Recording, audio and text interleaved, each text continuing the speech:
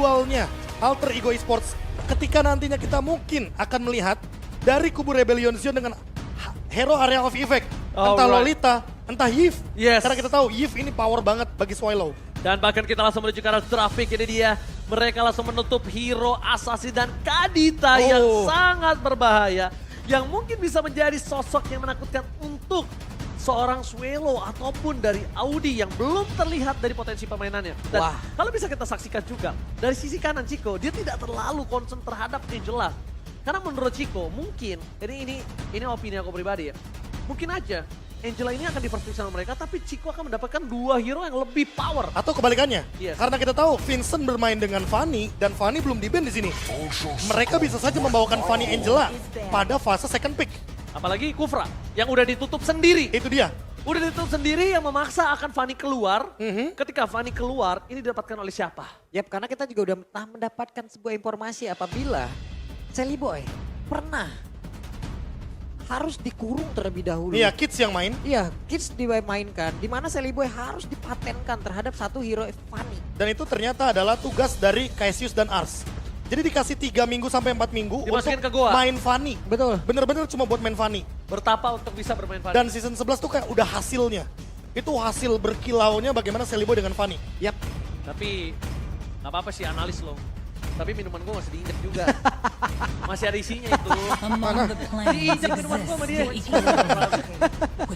Lagian di sebelah saya. Ya kan? Dia gak terlalu concern dia tuh terhadap Angela. Karena walaupun lu ambil Angela, it's okay no problem.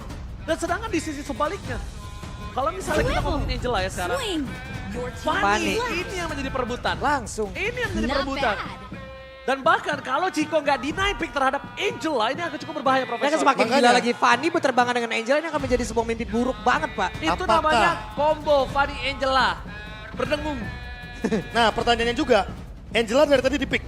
Tapi kita tidak melihat bagaimana 100% powernya ketika lagi ada di tangan dari Aura Fire. Nah berbeda dengan Rebellion Zion yang kemungkinan besar karena kita tahu Swallow season lalu di week yang kelima tepatnya dia bermain sebagai roamer. Apakah kita akan melihat Angelanya nggak ditaruh di roamer tapi ditaruh di mid lane? Namun seperti kita tidak akan melihat hal tersebut karena Arlott dan juga Faramis lebih diutamakan ketimbang kita melihat Franco dan juga Angela. Yap, tetap mengandalkan juga kesempatan kedua dengan adanya Faramis seperti ini. Udah terlihat mereka dengan satu tim fight. Cuman Arlott tetap ya. Arlott menjadi pilihan-pilihan banget untuk berada di area XP-nya. Yang udah gue bahas, terakhir kali duet juara MSC dan M World Series terdapat di EVOS dan langsung dimenangkan MPL. Langsung memenangkan MPL season 7. Ya, 3 pemain ya. 3 pemain, 2 M Series, Luminaire, Rek. Dan sekarang duet lagi. Dan udah gua bilang dari sebelum ini traffic, ketika orang concern sama Yuzongnya, Uranusnya itu loh. Uranusnya terlepas bahkan lawan match up-nya adalah Arlott. Yang dimana kita tahu untuk Arlott sendiri dia sulit untuk melakukan takedown terhadap Uranus ketika 1v1 situation. Dan pernah masuk ke dalam satu video dari Alter Ego, kita terlihat waktu itu Angelanya Rek dibilang sama Udil berbahaya. Sampai Kodelwin kalau nggak salah bilang ban aja. Ben aja, iya ben aja. Salah satu di kanal YouTube siapa aku lupa ya. Iya, ya Alter Ego dong. Oh iya. Masa tim Dan lain. pilihannya Pakito apakah Pakito di sini akan mengisi lagi di area dari jungler atau ada sebuah hal gila lagi yang akan kita lihat sesaat lagi. Arlott bergerak menjadi roamer. Aku yang mau bahas sedikit soal Pakito Gold Lane. Karena beberapa kali kita melihat sekarang itu fighter-fighter udah mulai muncul ke arah Gold Lane. Sehingga tidak menutup kemungkinan kalau misalkan nanti ini Pakitonya bakal jadi Pakito yang bermain di lane jauh. Bukan Arlottnya, karena kita tahu power dari Arlott itu di tim fight besar. Betul. Cuma gini, problem utamanya, kalau misalnya dari yang terlihat dari sosok mata aku melihat kalau seorang Arlott ini akan berada di arah roamer. Itu dia. Dan jawaban terakhirnya. EXP-nya akan pakai Pakito. Kenapa? Burst damage Pakito ini dibutuhkan banget untuk early. Uranus loh Pak. Itu satu. Untuk melawan Pakito, Uranus itu nggak bisa ngangkat pendek. Dia harus ngangkat panjang. Clear dan Regennya Uranus ini akan lebih menguntungkan sekali. Ya, itu yang pertama. Yang kedua tahu nggak apa? Knockout strike-nya dari sosok Pakito itu memberikan sisi power. Yaitu adalah efek dari knockback. Dan knockback termasuk ke sisi power yang nantinya akan menambahkan stack daripada Arlott-nya itu sendiri. Lingkaran dari Arlott yang nanti akan makin lebih banyak dan kemungkinan besar kalau emang Heist-nya mau Lunox kemungkinan besar berarti mereka akan memainkan Assassin untuk dari segi jungle-nya. Menurut gua, kalau mereka memang mau main Heist Lunox, mereka pastiin EXP mereka nggak boleh Pakito. Pakitonya di jungler. EXP-nya membuat sosok yang sangat-sangat tebal dan nggak bisa di burst. Menurut gua itu. Terisla. Terisla boleh. Terisla paling oke kayaknya. Atau nggak begini, hero yang bisa membuat Fanny nggak bisa berjalan. Kita anggap aja Arlotnya diganti ke EXP. Kalau lo mau ngomongin Lunox di arah gold lane. Ya atau bahkan sekalian sampai sekarang juga masih bisa ya untuk bisa memiliki satu kunci seperti itu. Ruby dari XP untuk nahan-tahanan bersama dengan Uranus, tipikalnya sama Pak. Betul, karena apa? Seorang roamer Auditizi ini harus punya sosok yang meng-counter seorang Fanny. Tahu nggak sih, dari tadi kita ngobrolin banyak hal, Fanny Angela di tim Alter Ego, kita melupakan Hilda. Yang sebenarnya masih terbuka untuk saat ini. Dan bahkan bisa dibawakan sama Auditizi. Menurut gua kalau Hilda agak kurang setuju sih. Beresiko iya. Beresiko iya. Tapi setidaknya memberikan tekanan kepada Fanny-nya itu sendiri. Cuma di early doang. Iya. Di early doang. Cuma buat buying time agar tadi yang mungkin dibahas sama Ranger Mas bahwa Lunox gold lane possible selama Fanny-nya tidak menuju ke arah gold lane. Kalau misalnya mau Profesor, roamernya itu edit. Kalau mereka mau main rusuh seperti itu. Oke banget kalau itu. Aku lebih suka edit. Atau karena marksman-nya udah banyak yang ditutup, aku lebih setuju kalau Moskov. Moskov Ketika berhadapan sama Fanny. Yes. Tapi buat sekarang, Beatrix berarti Power kemungkinan hero. terbesarnya Pakito jungle, Pakito jungler. Arlotnya XP, tinggal roamernya yang belum muncul. Roamernya yang akan sangat diperhatikan oleh sisi dari Rebellion Zion. Ini dia yang harus kita perhatikan. Pertama, kita melihat dari Auditizi. Walaupun dengan adanya Lolita yang terbuka dengan sangat bebas dan tidak terlalu meng-counter seorang Fanny. Tapi ingat, Lolita juga bisa meng-counter Nino. Kita dari tadi lupakan Nino. Nino Brody-nya ditutup, Kari ditutup, Melissa ditutup, Beatrix ditutup, dan bahkan hero-nya Nino ini belum kelihatan. Kalau misalnya memang mengandalkan Fanny, ini possibility Profesor KB bilang, kalau Benedetta akan keluar ini sangat besar. Mungkinkah pertama kalinya? Cloud, oke. Aku mikir tadi 1-1. Dan ini dia editnya di Nipik berarti. Iya, Di karena Nipik. gue tuh melihat edit itu salah satu sosok yang enak banget untuk counter Fanny. Dan sekarang ini Lolita sih, Be.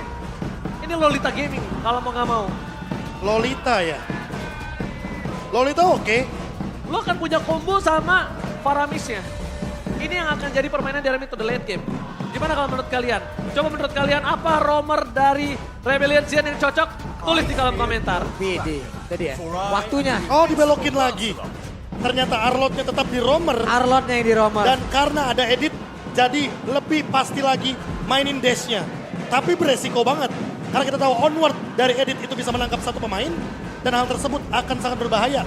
Apalagi ketika Lancelotnya pegang Retribution. Yes, dapatkan di Nipik yang terjadi langsung membuat Udil akan berada di posisi mid lane.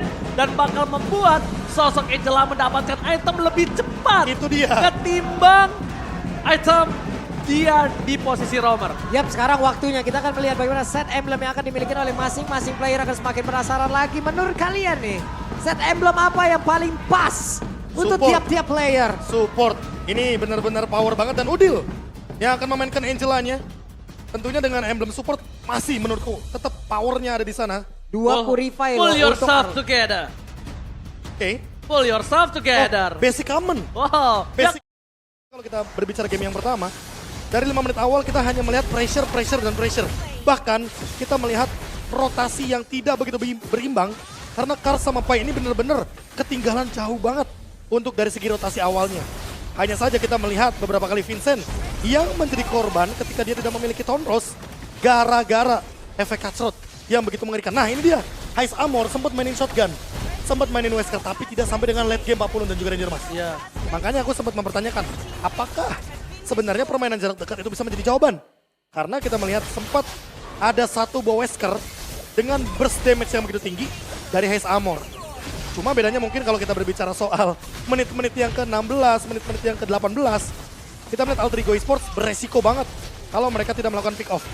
Dan ini dia salah satu bukti dari Heist Amor yang berusaha melakukan defense sendirian ketika dia berusaha untuk melakukan clear wave secepat mungkin berhadapan dengan banyaknya member dari Alter Ego Esports. Nah, sabar. Nino mungkin ya yang mencoba untuk menenangkan. Abisnya lihat deh.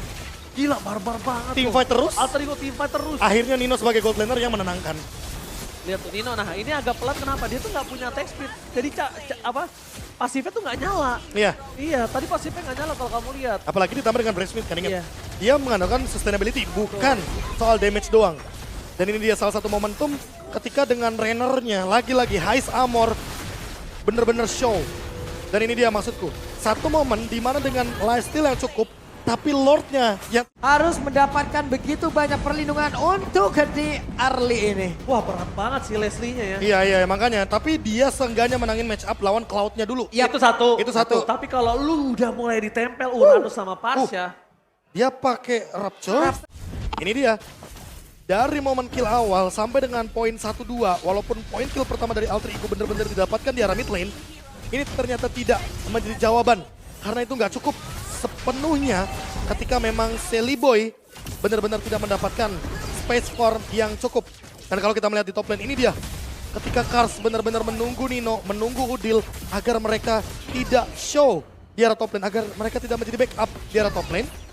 Dan dengan top lane domination, Rebellion Zion benar-benar menggulung Alter Ego hanya dengan 1 poin kill saja dibandingkan dengan 15 poin kill di menit yang ke-14, Papulun dan juga Ranger Mas. Wah, ini udah gak bisa ngapa-ngapain lagi sih. Lihat one shotnya. Udah cuma gitu kita tuh. Dar. 2100 loh. Dar. 2100 kan. Belum nyampe padahal kita baru. Apakah yang bakal dibawakan oleh Rek itu sendiri? Apakah tank Emblem dengan hybrid defense yang begitu powerful melawan Novaria yang masih tanda tanya juga Auditizi yang sepertinya memilih match dengan Tenacity. Dan ini dia tank Emblem, tapi dia membawakan Lethal Ignition. Bahkan kalau kita lihat dari keseluruhan highlightnya, kita bisa melihat ini kalau kita berbicara sedikit untuk game yang ketiga, mungkin kita harus melirik bagaimana Kars dengan poin kill yang begitu banyak. Dan ditambah dengan Vincent yang selalu di backup dengan damage yang cukup. Dan juga following up trade kill yang tidak sia-sia. Heist Armor, Swallow selalu menuju ke arah Udil. Kars juga tentunya targetingnya menuju ke arah Udil. Walaupun ada beberapa momen kita melihat Vincent ditumbangkan. Bahkan ini dia momen Pai yang di backup oleh Udil dengan Feather Airstrike. Tapi balik lagi, ini cuma satu momen dari sekian banyaknya momen yang bisa dimainkan. Dan yang tidak terduga-duga adalah bagaimana dari Rebellion Zion yang fokusnya menuju ke arah objektif Lord. Ketika memang dari Silly Boy lebih mementingkan point kill menuju ke arah dari Auditizi. Seolah Auditizinya ini jadi umpan, jadi bait. Dan ini dia, momen terakhir mungkin ketika Silly Boy ini terkena shadow kill balasan dari IMU dengan shutdown yang begitu mahal harganya. Dan mungkin satu momen juga kali ya yang kita akan terjawab sesaat lagi. Ketika Pai menjadi korban tapi Silly Boy juga ditumbangkan di waktu yang bersamaan. Itu dia. Berarti di lini dari orange buff-nya. Di sekitar orange buff, kayaknya kita lihat bahwa Silly Boy tumbang di sekitar sana. Dan Udil juga langsung menyusul tumbangnya Silly Boy ketika Swallow benar-benar melakukan sebuah flicker dan burst damage yang on point sekali. Prof, dengan satu momen tadi Prof,